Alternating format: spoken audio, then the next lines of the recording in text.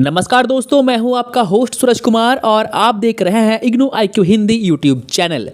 आज हम जिस विषय के बारे में बात करने वाले हैं वो है BPSC 103 राजनीतिक सिद्धांत, संकल्पनाएं और बहस।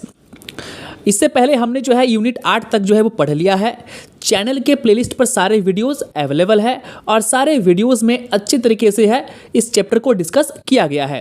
तो प्लेलिस्ट में जाइए और सारे वीडियोस को आप जरूर देखिए।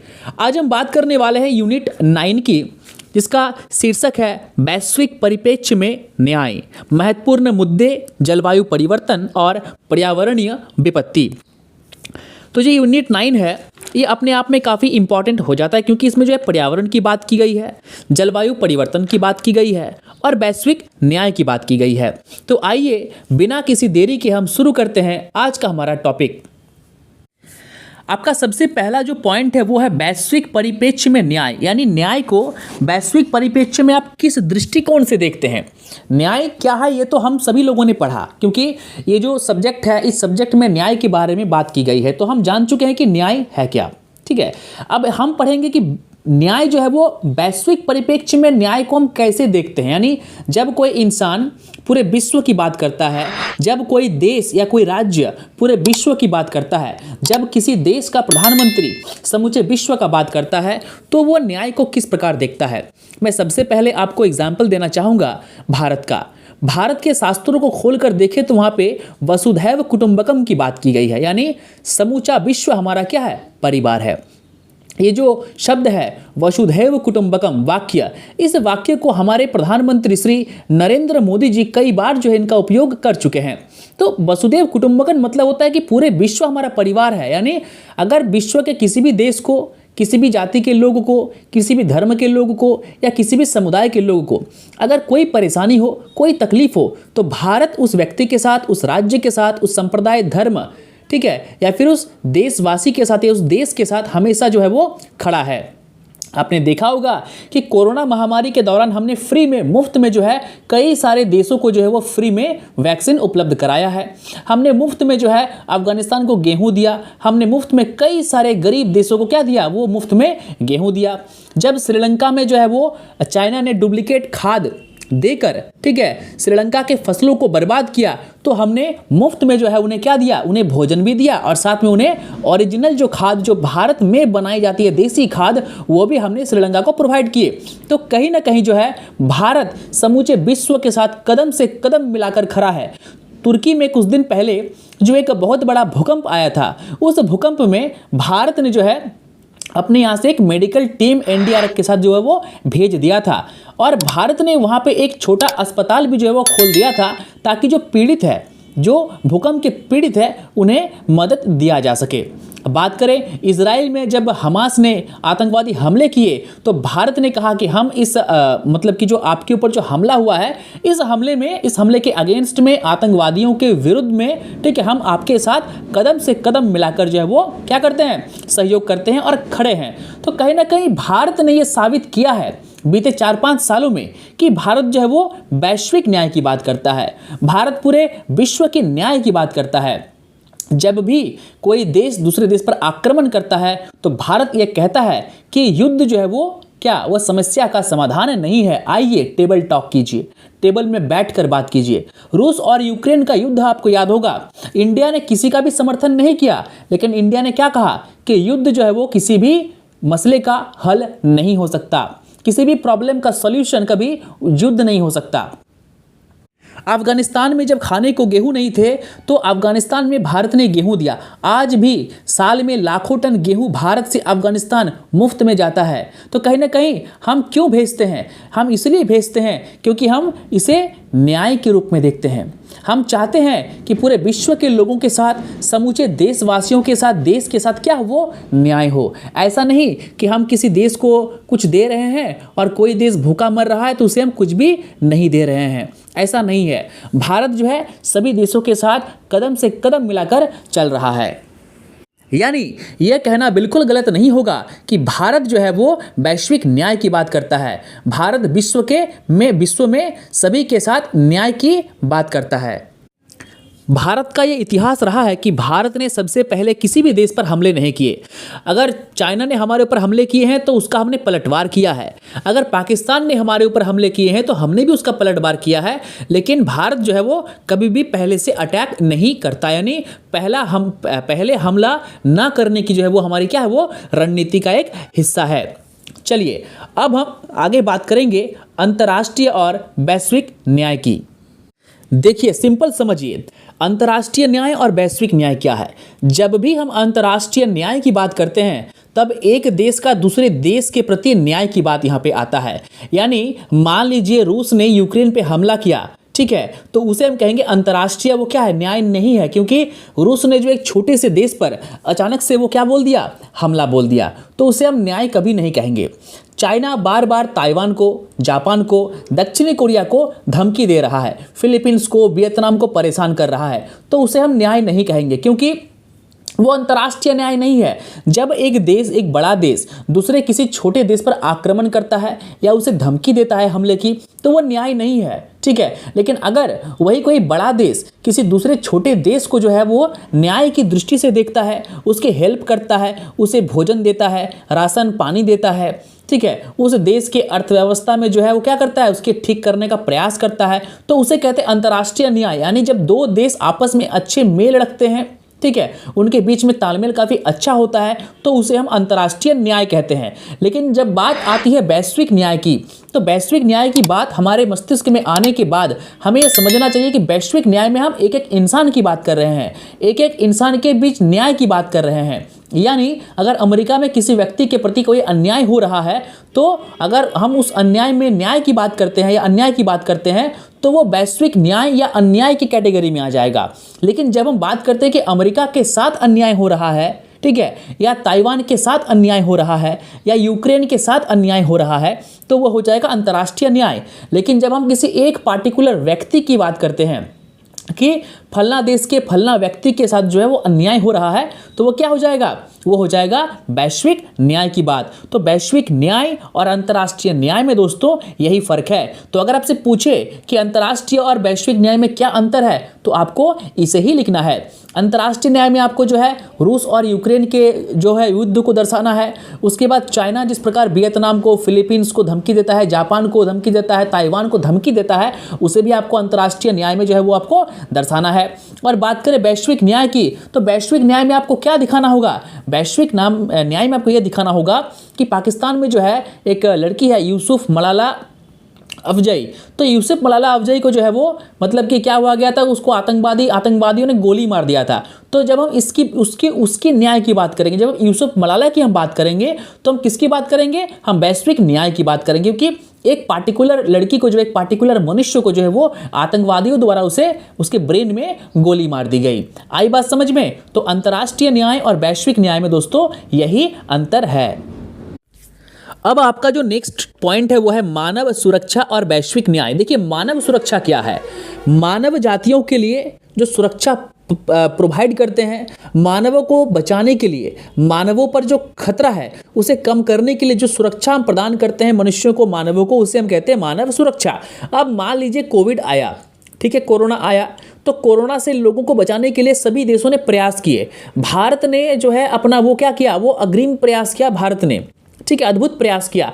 तो किस लिए किया, मनुष्य को सुरक्षा के लिए किया, मानव जाति को कोरोना जैसे बीमारी, खतरे बीमारी के लिए, ठीक है, उसके लिए किया, ताकि मनुष्यों की जनजाति को, जीवन को बचाया जा सके, उसे सुरक्षा प्रदान किया जा सके, ठीक है। अब आप कहेंगे कि मानव को मतलब किससे खतरा है, बीमारियों से खतरा है, हमले से खतरा है, तो बहुत सारे 7 खतरे हैं, यानी एक मनुष्य को 7 प्रकार के खतरे वो हो सकते हैं। तो क्या क्या है, आइए हम देखते हैं।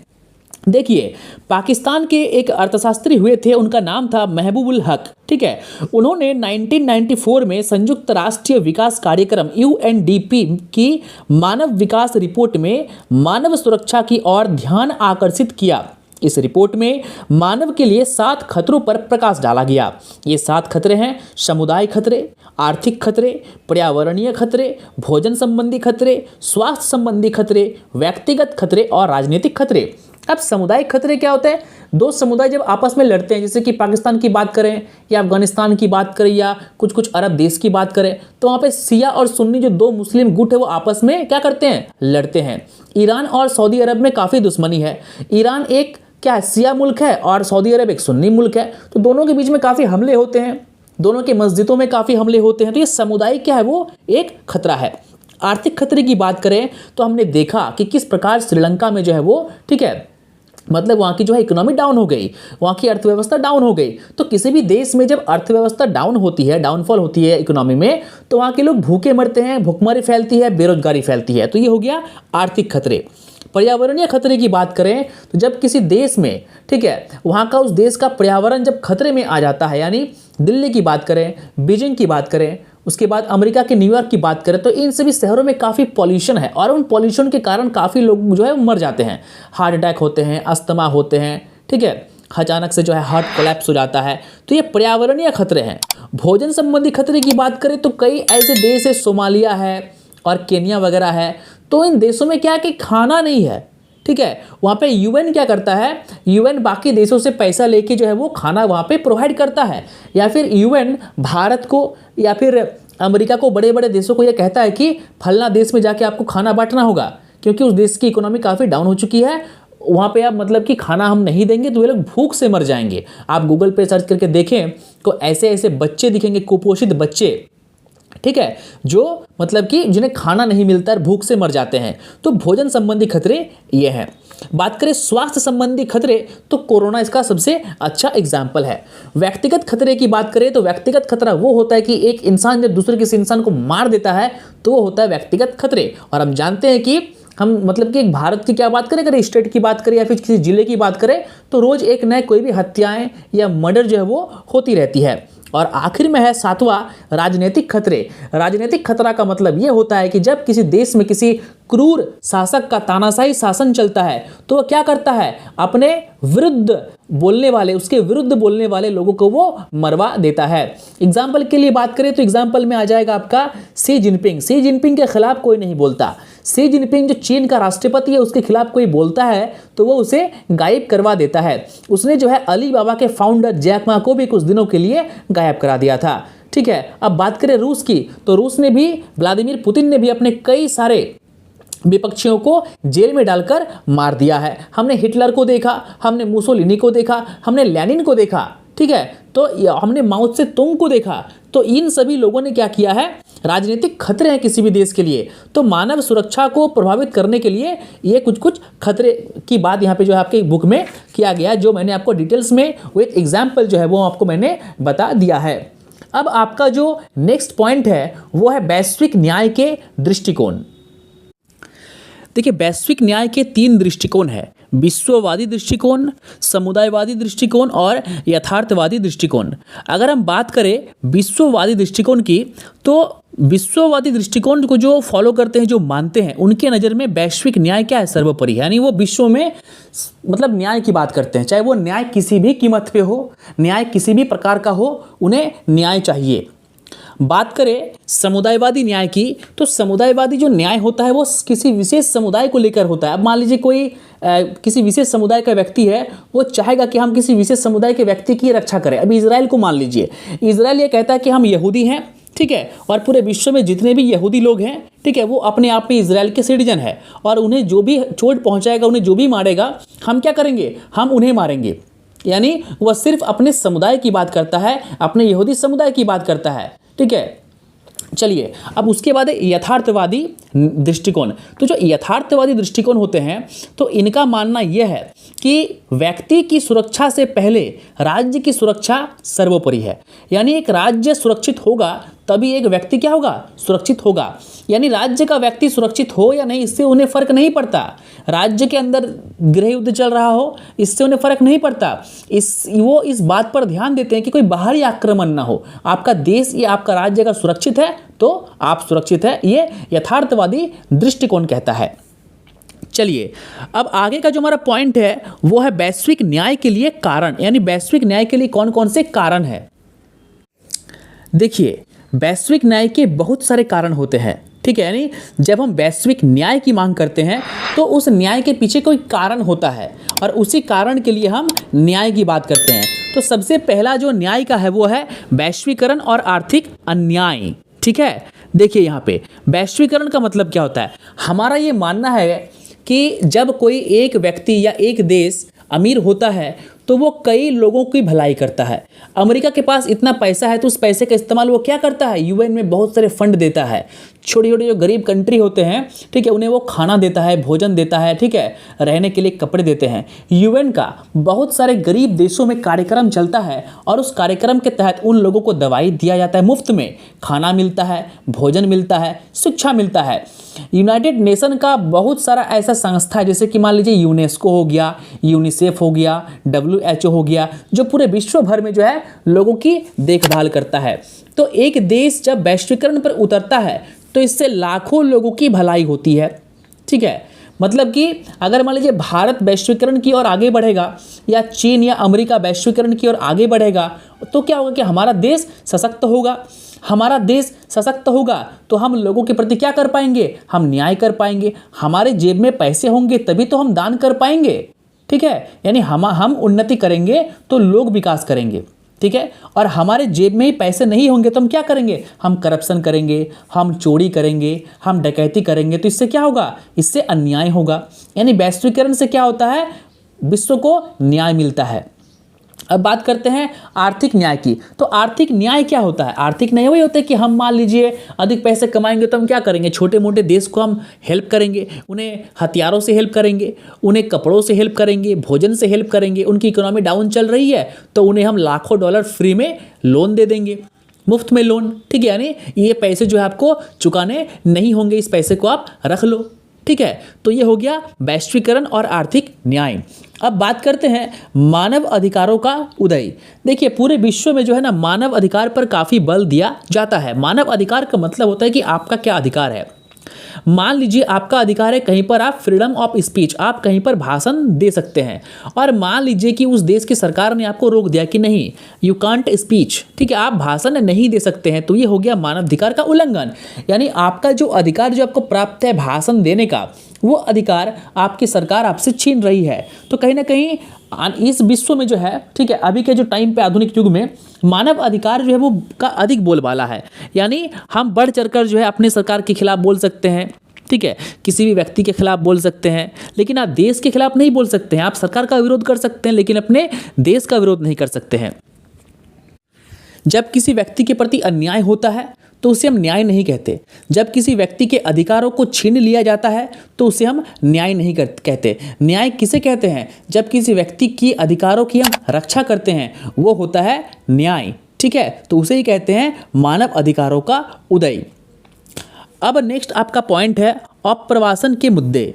देखिए लोगों का एक देश से दूसरे देश में जाना भी वैश्विक न्याय की बहस का एक हिस्सा है। अब मान लीजिए कि सीरिया में जिस प्रकार, ठीक है, ISIS ने, अलकायदा ने सीरिया को पूरे बम गिराकर ख़त्म कर दिया। अफगानिस्तान की बात करें तो अफगानिस्तान में तालिबान का शासन आ गया। तो क्या हुआ, सीरिया से कई लोग पलायन कर गए। कहाँ पर, यूरोप के देशों में, अमेरिका में, फ्रांस में, जर्मनी में, ब्रिटेन में, इटली में। ठीक है, अफगानिस्तान में भी सेम हुआ। अफगानिस्तान में जैसे तालिबान का सरकार आया, लोग वहाँ से पलायन करने लगे डर से।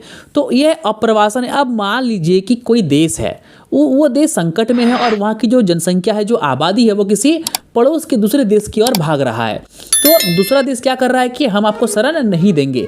तो ये न्याय नहीं है। अगर कोई व्यक्ति संकट में है तो उसे आपको अपने घर में, अपने देश में, अपने राज्य में सुरक्षा देना होगा। आपको एंट्री देनी होगी कि हाँ, ये एक UN का एक चार्टर का एक नियम है। ठीक है, आप उसे रोक नहीं सकते हैं। अब एग्जाम्पल के लिए हम मान लेते हैं कि जैसे ही गाजा पट्टी के हमास में और इजराइल में युद्ध हो गया तो गाजा पट्टी के लोग जो है गाजा पट्टी छोड़कर भागने लग गए। इजराइल ने उन्हें 24 घंटे का अल्टीमेटम दिया कि 24 घंटे के अंदर में जो है आप अपना गाजा पट्टी छोड़कर जो है वो भाग जाओ, वरना हम बहुत बड़ा बम गिराने वाले हैं। तो गाजा पट्टी के लोग तुर्की की ओर भागने लगे, कुछ मिस्र की ओर भागने लगे। तो मिस्र की सरकार ने कहा कि हम इतने लोगों को नहीं ले सकते, ठीक है, हम इतने लोग को रोज नहीं ले सकते। तो वो न्याय नहीं है, आपको उन्हें लेना होगा, क्योंकि अगर वो वहाँ पर रहेंगे तो इजराइल उन्हें मार देगा। आई बात समझ में? तो इसे कहते हैं अप्रवासन के मुद्दे। अब देखिए, संयुक्त राष्ट्र के अनुमान के अनुसार 2017 में दुनिया में 560 मिलियन अंतर्राष्ट्रीय प्रवासी थे। अंतर्राष्ट्रीय प्रवासी का मतलब होता है कि मान लीजिए भारत का कोई नागरिक भारत से भागकर, ठीक है, भागते कब है, जब देश में संकट होता है, भारत से भागकर कहाँ चले गए, ठीक है, किसी और देश में चले गए, तो उसे कहते हैं अंतर्राष्ट्रीय प्रवासी। आए बात समझ में? जैसे कि श्रीलंका में जब आर्थिक क्राइसिस हुआ था, इकोनॉमिकल क्राइसिस हुआ था, तो वहाँ से लोग भागकर चेन्नई की बॉर्डर तरफ आ गए थे, भारत घुसने का ट्राई कर रहे थे कि यहाँ तो खाना नहीं है, यहाँ कोई सरकार नहीं है, या पीने को पानी नहीं है, ठीक है, बैंक में पैसे नहीं है, तुम क्या करेंगे यहाँ रह के, चलो भाई भारत की ओर भाग जाओ। तो वैसे प्रवासी को हम लोग कहते हैं अंतर्राष्ट्रीय प्रवासी। आई बात समझ में? प्रवासियों की सबसे बड़ी संख्या अमेरिका, सऊदी अरब, जर्मनी, रूस और यूनाइटेड किंगडम में रहती है।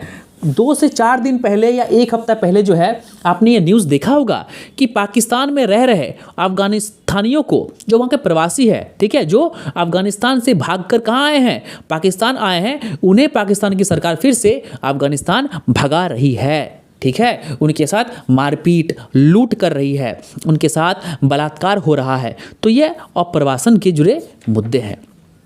अब हम बात करेंगे जलवायु परिवर्तन और पर्यावरण विपत्ति की। देखिए, इसमें तो आपको अधिक बताने की आवश्यकता नहीं है कि पूरे विश्व में किस प्रकार जो है वो ग्लोबल वार्मिंग हो रहा है। पूरे विश्व जो है परेशान है। तुर्की में कुछ दिन पहले भूकंप आ गया, कई लोग मर गए। 1-2 हफ्ता पहले नेपाल में भूकंप आया, कई 100 लोग मर गए। तो ये जलवायु परिवर्तन के कारण ऐसा हो रहा है। आई बात समझ में? अब पर्यावरणीय विपत्ति की बात करें तो असामयिक बाढ़, ठीक है, मतलब कि बाढ़ का समय है नहीं और बाढ़ आ गया। कई देश ऐसा है जो रहने लायक नहीं रह गया। दिल्ली शहर की बात करें तो दिल्ली शहर में पॉल्यूशन का लेवल सबसे हाई है, यानी विश्व में अगर सबसे पॉल्यूशन शहर की बात करें तो दिल्ली भी जो है उस लिस्ट में दिल्ली का भी नाम है। तो कहीं ना कहीं, ठीक है, ये भी एक खतरा है और ये भी न्याय नहीं है। तो पर्यावरण के साथ न्याय कब होगा? जब हम पर्यावरण को सुरक्षित रखेंगे। पर्यावरण के साथ न्याय कब होगा? जब हम पर्यावरण को संरक्षित करने का, पॉल्यूशन को कम करने की बात करेंगे। तो ये सभी क्या है? पर्यावरणीय मुद्दे हैं और वैश्विक न्याय की हम इसमें बात करते हैं। चलिए अब हम बात करेंगे स्वास्थ्य और लैंगिक असमानता के मुद्दे। स्वास्थ्य की बात करें तो हमने कोरोना को देखा। कोरोना को हमने देखा, क्या देखा कि कोरोना में कई लोग मर गए। भारत आया, अमेरिका आया, रूस आया, ब्रिटेन आया, सभी ने, इजराइल आया, सभी ने क्या किया? सभी देशों को हेल्प किया, यानी जो गरीब देश थे उन्हें हेल्प किया। भारत ने अपना वैक्सीन लगभग पूरे विश्व को क्या किया? सप्लाई किया। पूरे विश्व को भारत ने क्या किया? कोरोना से बचाया। तो ये स्वास्थ्य संबंधी मुद्दे हैं। लैंगिक समानता की बात करें तो देखिए, आज भी कई ऐसे देश है जहाँ पे महिलाओं को अधिकार नहीं है, जहाँ पे मतलब कि ये कहा गया कि महिलाएं जो है उस देश में क्या, उस देश की राष्ट्रपति या प्रधानमंत्री नहीं बन सकती। सऊदी अरब की बात करें, जितने भी अरब मुल्क हैं, उतने अरब मुल्क में अगर पाकिस्तान को छोड़ दे तो कहीं पर भी जो है वो महिलाओं के साथ जो है वो न्याय नहीं होता। कहीं पर भी किसी भी देश, यानी अरब मुल्क है, 57 कंट्री है, मुस्लिम कंट्री, उन 57 मुस्लिम कंट्री में पाकिस्तान को छोड़ दे तो कहीं पर भी मुस्लिम राष्ट्रपति या प्रधानमंत्री दोस्तों नहीं आया है। तो ये क्या है? ये लैंगिक असमानताएं हैं। लोग भेदभाव करते हैं कि महिला जो है वो राष्ट्रपति या प्रधानमंत्री नहीं बन सकता, ठीक है। तो इसी के साथ जो है आपका ये यूनिट होता है ख़त्म। और ये यूनिट काफ़ी इजी था, काफ़ी आसान था, और जो मैंने आपको समझाया है लाइव एग्जांपल देते हुए, समसामयिक घटना, करंट अफेयर्स के घटनाओं को मैंने आपको बताया कि चाइना में क्या हुआ, यहाँ क्या हुआ, नेपाल में भूकंप आया, तुर्की में भूकंप आया, कोरोना के बारे में आपको बताया। तो ये चैप्टर अगर आपको समझ में आ गया है, ठीक है, तो इस वीडियो को लाइक कीजिए, वीडियो को शेयर कीजिए। चैनल पर नए हैं तो चैनल को सब्सक्राइब करना बिल्कुल ना भूलें। और जाते जाते मैं आपको बता दूं कि अगर आप असाइनमेंट चाहते हैं, चाहे वो PDF हो या हैंड रिटन हो, तो नीचे दिए गए नंबर पर आप हमसे संपर्क कर सकते हैं। Hand written assignment by post office आपके घर तक 4 से 5 दिनों के अंदर भेज दिया जाएगा, और PDF के असाइनमेंट आपको जो है मतलब कि आपके व्हाट्सएप पर जो है 1-2 घंटे के अंदर सारा भेज दिया जाएगा। अगर आपको किसी भी सब्जेक्ट का नोट्स चाहिए, अगर आपको इस सब्जेक्ट का नोट्स चाहिए, तो भी आप दिए गए नंबर पर हमें फ़ोन करके हमसे नोट्स परचेज कर सकते हैं। हमारा नोट्स बेहतरीन होता है, आप एक बार हमारे नोट्स को इस्तेमाल करके देखें। हमारे नोट्स में प्रीवियस ईयर के क्वेश्चन रहते हैं, असाइनमेंट के क्वेश्चन रहते हैं, जो आपको आपके एग्जाम में अच्छे मार्क्स दिलाने में हेल्प करते हैं। तो मिलते हैं अगले नए एपिसोड में, तब तक के लिए नमस्कार, जय हिंद, जय भारत। नमस्कार दोस्तों।